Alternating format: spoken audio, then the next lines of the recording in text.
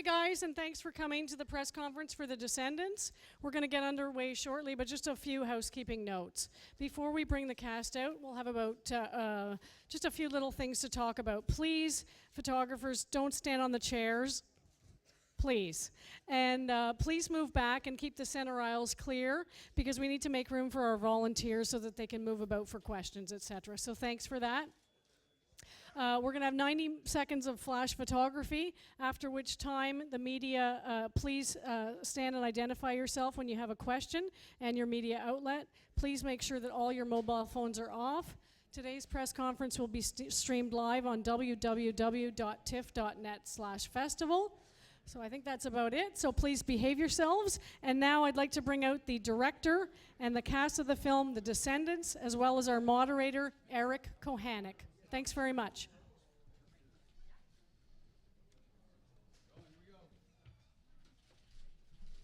Oh, jeez. Oh, man. Oh, no. Oh. Can I get closer? Get a little tighter, because otherwise it's too wide a shot, right? Should I have worn purple? All right, let's start with the left. You guys start looking at the left first.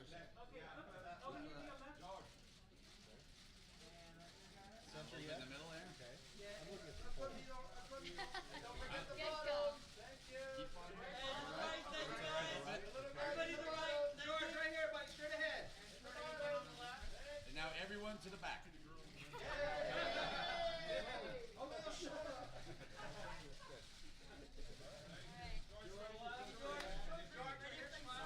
Where will you sit? I'll be right here. Is you want me next to you? Yes. The names are right in front. Oh, very good. Okay, guys. Thanks very much. Thanks, guys. Thank you. Right here. Oh, boy. Right over to your right, thank you. Oh, Lord. Straight right here, straight ahead.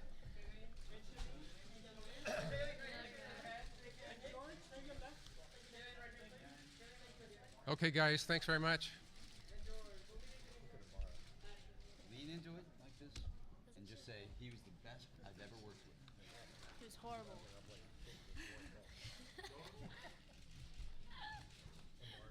All right, guys. I know. George, when I stop talking about you, you better take the microphone. I'm going to take it away.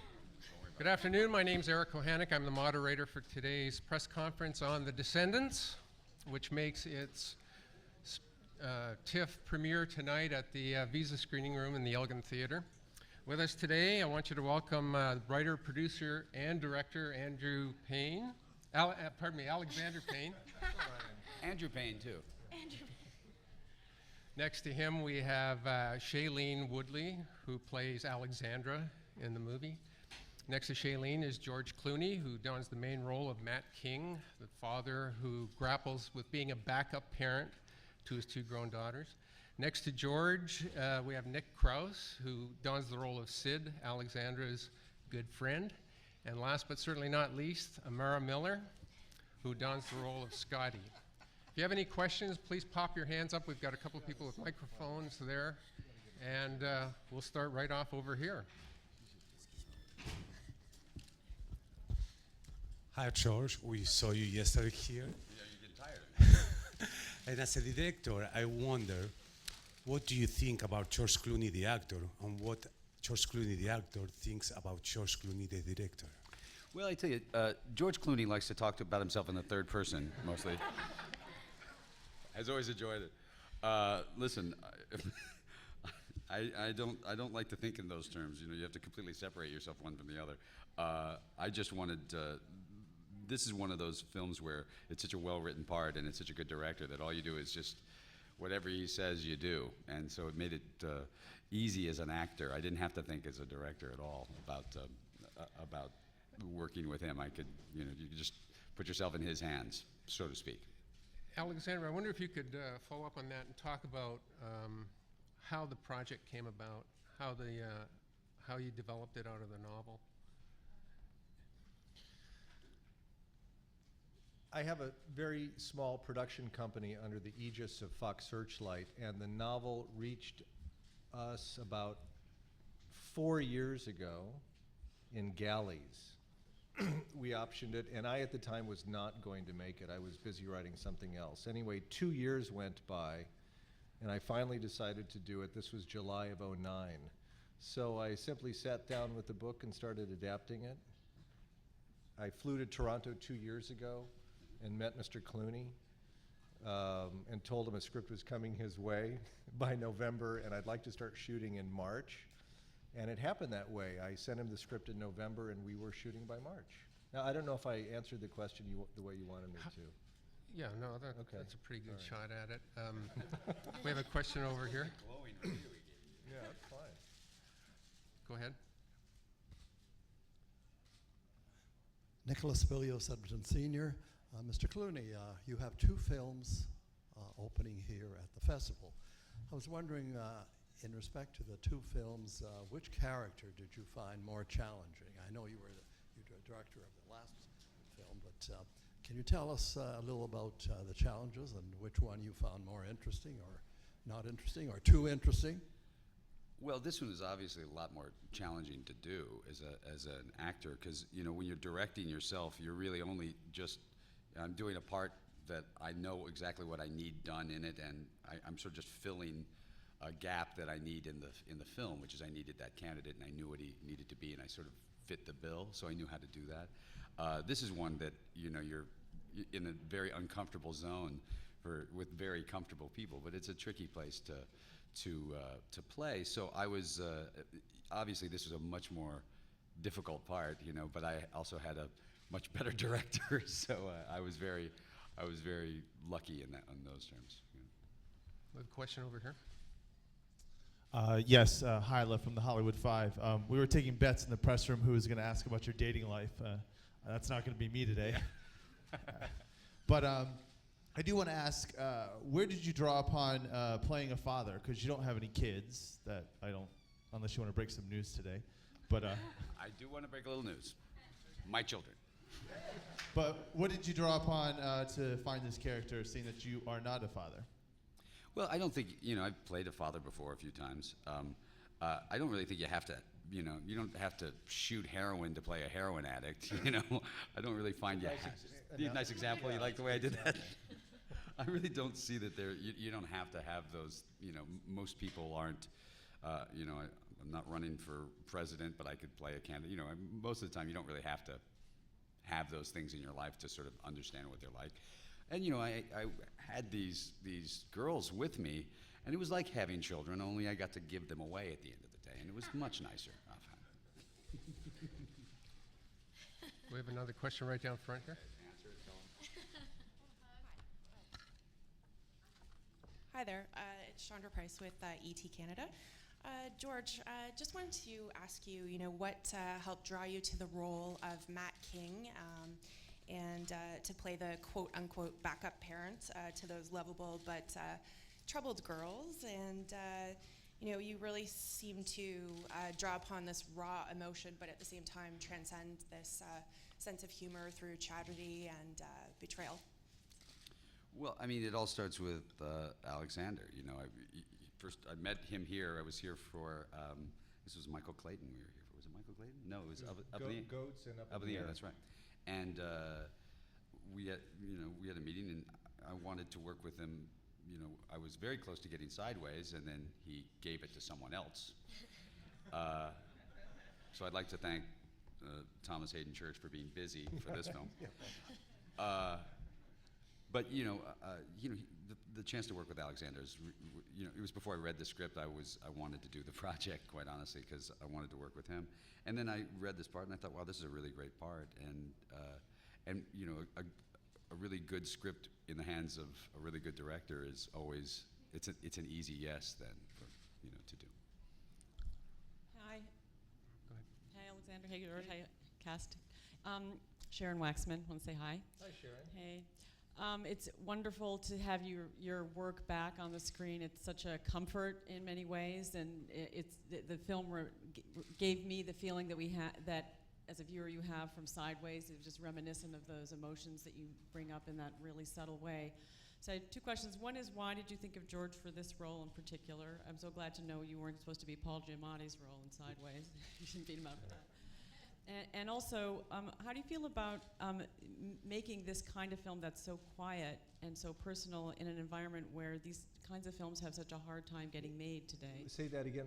Film so quiet and so personal in what? In an environment today where it's very, very hard to make these kinds of films today, get them done. Well, let me answer that second part first, which is, and not just because I have representatives here of Fox and Fox Searchlight, but I'm very grateful to Fox and Fox Searchlight for the opportunity to make such a film in this climate, at least in American cinema, where I'm told, and I guess I see, that adult dramas are simply, for the most part, not being made.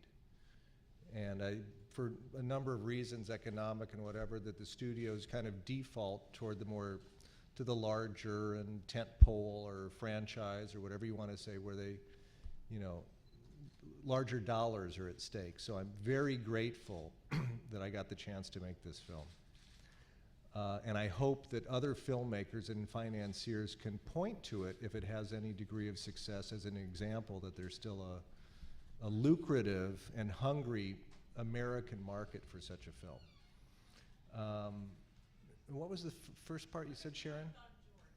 Oh, George.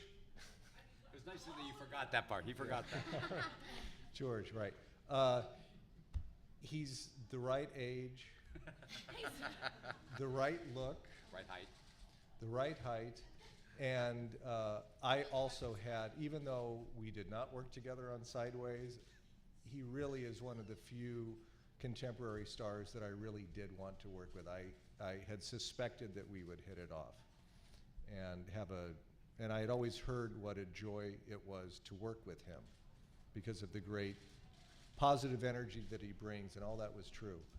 But it just worked out great that he's completely right for the part. He was my first and only choice, and wanting to work with this guy. I'm going to follow that up, actually, and throw one over to Amara and Shailene.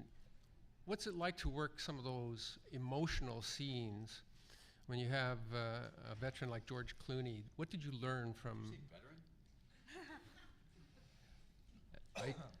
Well, for the emotional scenes, it wasn't really, I guess, it wasn't really hard for me to pull out emotions like that. In the scene, especially where I find out where my mom is going to die, it wasn't that hard to pull out tears. And because I have had a family member die and pass away, and it wasn't, I just had to kind of think of that moment, and it didn't really come to me as hard. And Shailene, yours is a complex character. I just have to add that Amara had never even been in a school play. She'd never been in anything based. Is that Nothing right? at all. No other film or television or anything. Completely. She did learn a good acting lesson, though. One of the first things we shot was a scene where she had to eat a bowl of ice cream, and she ate the whole bowl in the first take. And she learned about the 8th or 9th take. Oh, I think we actually had to stop shooting. We told you to slow down and you wouldn't listen. There's a lesson there. We've got a question in the audience, but before that, Shailene, you want to weigh in on that? Yeah, when you have George and Alexander and they're giving comfortable environment, when you have a script as brilliantly written as this one by Alexander, and you really listen to what someone like George is saying, the emotion comes up naturally. If George looks you in the eye and says, your mom is passing away, you're not going to naturally cry. As a human, for me at least, I would naturally cry, or the emotion would naturally be there. So there wasn't a lot of acting to be done per se. It was just listening and reacting, and then speaking his amazing words. Also, you do want to always point out that she cries underwater, which I've never seen done before, and that actually takes some skill. That's not just looking at people, that's a real talent. You're really amazing. You cried underwater too. Back there. Yeah, he cried underwater too. Hi everyone, Sean Plummer from MSN Canada, good to meet you. A question for Mr. Payne and his cast as well. I'm wondering if you could talk about the role of Hawaii in the film as a character, and also if the cast can also talk about filming there and how it informed their performances. shooting in Hawaii is one of the reasons I wanted to make the film. And not just for the obvious, the sun and surf and all of that, but my previous visits to Hawaii had taught me that there's a very interesting and complex social fabric there that I wanted to get to know a little bit more, as much as I could, and try to represent it faithfully on screen. And also not just Hawaii, but specifically Honolulu. I had never seen Honolulu in a film of America's big cities. That's, you know, New York and Chicago and San Francisco and LA and even Omaha, but I had never seen Honolulu in a film. So I wanted to show and get to know Honolulu. And it's definitely one of the main reasons I wanted to adapt this book and make this film. Was I liked the emotional story and I liked the exotic locale in which it was shot. We have another question back in. Is that it? Okay. Hi, my name is Greg Goldstein with Variety, and my question's for George. I'm just wondering how you feel about competing kind of with yourself, sort of any advantages and disadvantages of having two films in the same season with box office and also with awards, kind of competing in some ways with Alexander, with your movie, when awards are now so important to box office for smaller films and getting them seen. And I don't know, you know, look, I find that it's a very odd thing to think of competition when you're talking about, you know, what I still consider art. I don't really think of it as competing, and I don't ever think of competing with actors or filmmakers at all. You do compete in a way at the box office, but we're far enough apart that from when both films are coming out. So I'm not concerned with that either. Look, we like both films to be well liked. You know, we try to make films for people, the films that we'd like to see. They're not easy to get made. They're hard to get made. You have to keep the budget low to get them made. But at the end of the day, I don't really worry about competition because I don't really think of it that way. I don't feel like I'm in a race with anybody, particularly Alexander, because I don't want to race him. That would really be a drag. We have another question over here. Question for George about getting into the character of Matt King. It seems that so much of what he's going through is internal, and so the challenge of playing that, he's trying to hold it all together, and how you approach that, and maybe if Alexander kind of helped you with that. Oh yeah, Alexander helps a lot. Look, you know, there's a funny thing that happens. You can make a really bad movie out of a good script, but you really can't make a good movie out of a bad script. Period. It starts with a screenplay. That's it. It was a really well-written screenplay, and you know, you surround yourself with wonderful actors, and then you sort of put yourself in the hands of a director, and he says, more of this, less of that. Try more of this. Try less of that. Because you know, when you see the film, the thing that is Alexander's specialty is his ability to switch on a dime from funny to really sad. It's hard to do. It's really hard to do well, and it's hard as an actor to judge that. Only he knows where he wants to be. So you really have to just go, you tell me when I've gone too far or not far enough. So honestly, I wish there was credit to be taken for that, but it really is about screenplay and director in those circumstances. Yeah. And some actors. The characters are pretty complex in this, and one of them, who's surprisingly complex, is Sid. I mean, it starts off as a goofball, but then has a considerable amount of depth. Nick, you want to talk a little bit about your approach to the role and I mean, it's like Shay said a little earlier. It was just such a well-written role that I didn't really have to do all that much. Alexander did it for me, you know. Yeah. You should tell them how you got the part. Tell them. Oh, that's funny. It's a funny story. Yeah.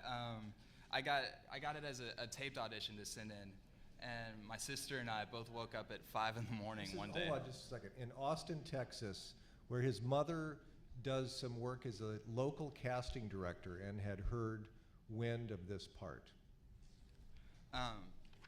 So I get a knock on my bedroom door one day from Mom, who is also my agent. And seems like a conflict of interest, I think. But anyway, it's for this role that's going to be in this movie that films in Hawaii, and oh, wouldn't it be cool, right? And so my sister got up with me at 5 in the morning one day because our school was an hour away when we did the tape.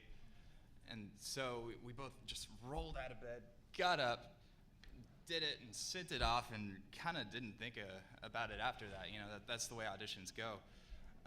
And then 2 months later, we got a call from them asking us to come up to New York. And so we did. I met Alexander. The audition went great, and I got it in the room. How about the Cheetos? Oh yeah, I brought you Cheetos, didn't I? Yeah, I figured he would be hungry after a busy day of casting, so I had to bring him something. Your next film, you're gonna get everybody walking in with Cheetos. You know? I didn't eat them. Oh. We have a question in the back there. Before we get to that, one more question. What's it like to get cold cocked by Robert Forster? It's surprisingly awesome. No, that was actually a really fun scene to shoot. We had a martial arts trainer on set guiding me through how to convincingly get hit in the face. And Robert Forster, man, he's a beast. He's got a strong arm, man. Just came up. That was a great scene to shoot. It was really fun. Back there. Hi, Jake Jacobson, Westwood One Radio. I want to ask a question not to Alexander or George, but to the cast. George is known as such a generous actor from many people I spoke with. Alexander, similarly, as a director. What did the cast take from learning from both George and Alexander? And as you grow as actors, what do you think you'll remember most about working on The Descendants? I think one thing that I'll remember is George's professionalism on set. There's a reason that George Clooney is George Clooney, and that's because he's awesome at what he does. And it came through very, very clearly, seeing him work. Honestly, it's something that I want to work towards myself. And seeing Alexander just at the head of his roost, commanding everything, was an amazing experience to see people at the top of their game do what they do best.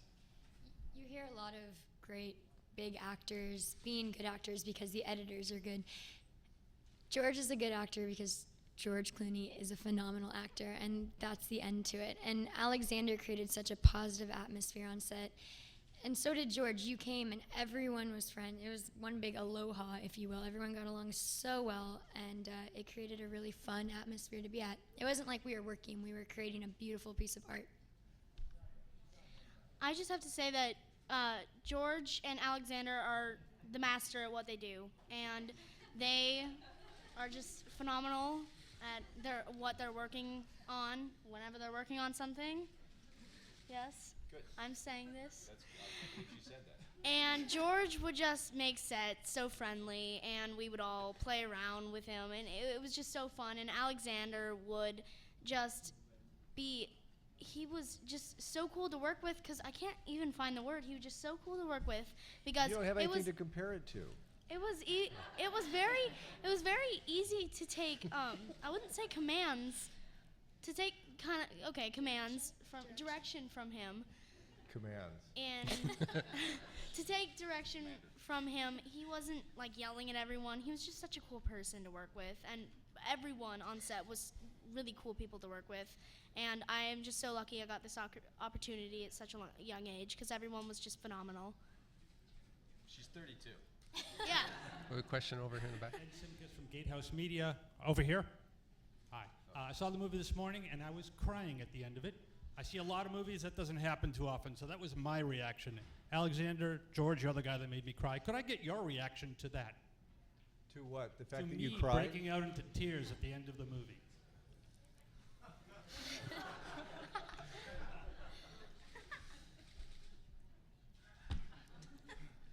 You I don't broke know. into You're tears supposed after to do Batman that. and Robin. Is it something you were hoping for? You want guys to be no, crying? look, I'm happy. Look, I enjoy movies where I am made to feel something. And if that happened with you, I'm very happy about that. And thanks for telling me. What else can I say? Question over here. Thanks. Barb Van Cherry from the Pittsburgh Post-Gazette.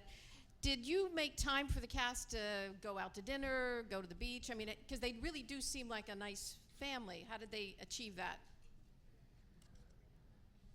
I think they arrived in Honolulu about 10 days before shooting, and yes, we did rehearsals, but fairly casual ones where we just read the script, and not for very long per date. But it was important. I think it's important in those circumstances not for a formal rehearsal with the director, but rather for them to spend a little bit of time together and get to know each other, and that starts to show up. And they're all interested in finding things in common, and that shows up on screen. You say that's about right? Yeah, I think, I think that the most important rehearsal you can do is just spend time together. Yeah. I think that's so that you feel comfortable, and he makes a great space for that. You know. Also, so simply practically, so that by the time we're on set together and the meter's running, we have shorthand. George, the first time, sorry, I didn't. First time you and I talked was going back several years. You were on a little show called Bodies of Evidence. Talk a bit about, there are a lot of actors now who are making the transition from TV to movies. Talk a bit about the evolution of your career and the transition you made. And at what point did you sort of turn your vision toward the big screen?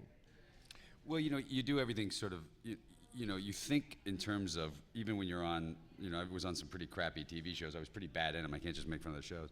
But you always think of yourself as a film actor. I'm a film actor. I just happen to be doing this crappy TV show right now, and soon I'll be have this great film career that I actually wasn't having.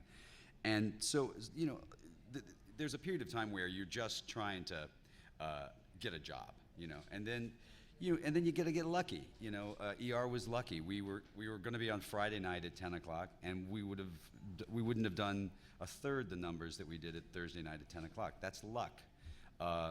When they talk about numbers now of ratings of 17 million people for a show, we were doing 35, 40, 45 million people a week. So immediately I went from sort of obscurity to being able to get a film. I wasn't able to before. I auditioned a lot and I didn't get them. So that was luck. That had very little to do with me. I was the same actor I was in Bodies of Evidence when I couldn't, when I was reading for 2 lines in a film. And then things change, and then you start to realize how you have to take responsibility for the roles, because you're going to be held responsible for the whole movie. If your name is on it sort of above the title, then you have to actually pay attention more to not just your part, but to the film. So that was part of it. Was, I got a good couple of lessons with some not great films, and then I realized I'm going to be held responsible. I better pay attention to the films, and that's when things changed. And I had a pretty good run right after that with Out of Sight and Three Kings and Oh Brother, where it was like, oh, I get it. I got to work with really good filmmakers on really good screenplays, and that makes a big difference. So is that the advice that you would give now to Get lucky. actors who are... Get as lucky as you possibly can. Yeah. Do we have a question back there? No. Oh, we didn't. Alexander, can you talk a bit about the soundtrack of the movie and how you wove that into to telling the story? And also, I was kind of curious. You used narration as a device early in the film, but not in the second half. Was that deliberately done, or you talk a bit about the structure of the film? It was my idea early on that given how much Hawaiian music there is, it would be inelegant of me not to have a soundtrack comprised entirely of Hawaiian music. And I thought that would be a good challenge for me and my editor and music supervisor and music editor to make that work, to take largely pre-existing Hawaiian music, which is often considered kind of monochromatic, and see if it could be bent into supporting emotions and comedy and that kind of stuff. And we worked very hard at it, and thank you very much for asking me about it, because I'm quite proud of it. Well, good. And what about narration as a device? And the in film? narration, I'm a big fan in general of voiceover when well used in films, and I've done it before. And the fact that it exists in the first reel or two and then disappears is simply exactly where I needed it. And I didn't think, as you often, well, if you begin a film with voiceover, you have to bookend it at the end with voiceover too. I just didn't care about that. I thought I will use cinematic devices exactly where I need them. And I didn't need it any more than that. I needed us to get into the world of into that world, and then that was it. And George, to go back to an earlier question, sort of, when you choose, I've talked to actors who do some directing, and then occasionally they just want to be the hired hand and just want to sit back and not have to worry about the overall thing. Do you go back and forth from one to the other, or do you just take them as they come along to you? Well, no, you basically, I mean, my career path for the last 10 years or so has been to, direct. But, directing takes a long time to get one done. Ask Alexander, it could take a while. So my day job is acting, and that's how I make my living. And directing is something that I really want to do and really enjoy doing. So in between those, if I'm lucky enough to have, Alexander or Steven Soderbergh or the Coen brothers or, Jason Reitman or Tony Gilroy, really good directors around, then I'm lucky, and that's what I want to do. He's also become irritatingly good at directing and fast. He shot the Hides of March, he shot that in February and had it ready now a few weeks ago, and it's irritating. Do we have any other questions there? Let me pick up a bit on that a little further. In directing, who would be some of the inspirations for you, and who gave you advice, directorial advice? Well, I read, before I did my first film, I read Sidney Lumet's book on directing, which is really helpful. It teaches you just shortcut tricks, like set a shot, the very first shot you shoot, set it even if it's something you'd never use in the film. Set it, do one take, cut, move on, print, move on.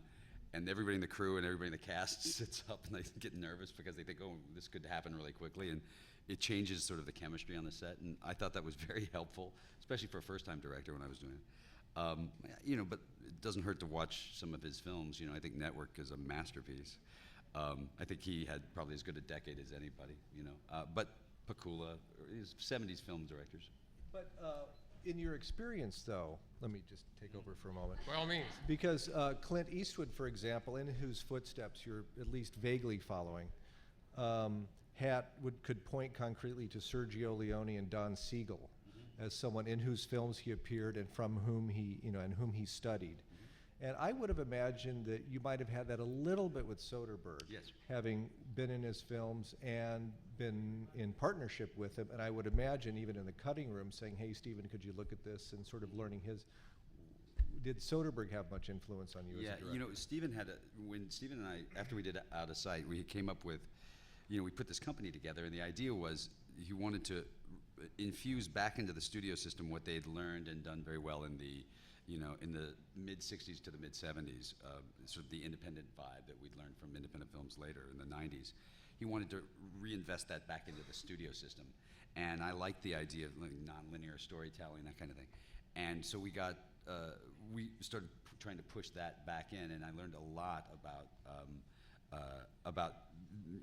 not having to tell a story from the beginning to the end, sort of picking it up in the middle and catching it, and that less is more, and that you can trust the audience to figure some stuff out. He was very good at that, and it was a huge help for me all along. Because I even thought when I saw Ides of March last night that I wouldn't say Soderberghian influence, but like some of his films, this film is made kind of like a Swiss watch. It's very efficient, clinical in some ways.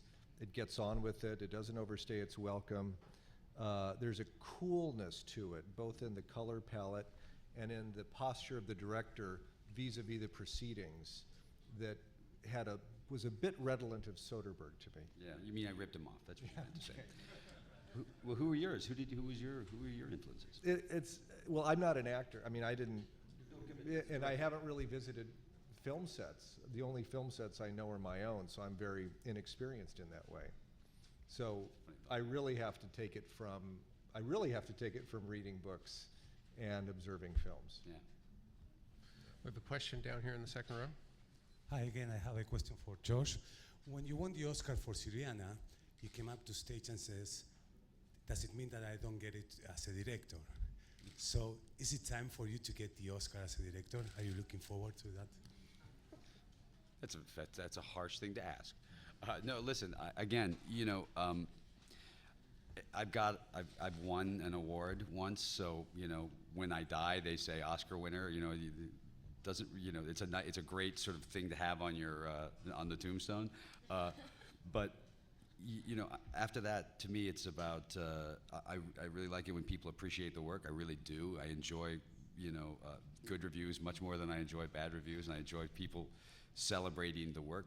but I really don't have this, dying need to collect things. I'm sort of, there's a point of time where you start in this and you do get competitive, and you start, you can get caught up in it, and you're like trying to compete with people, and you realize that that's silly. We're, comparing, artists, and I don't understand that. So I'm very content to just try to make, I don't remember who won the Oscar 4 years ago or 5 years ago, or what director won or what film won.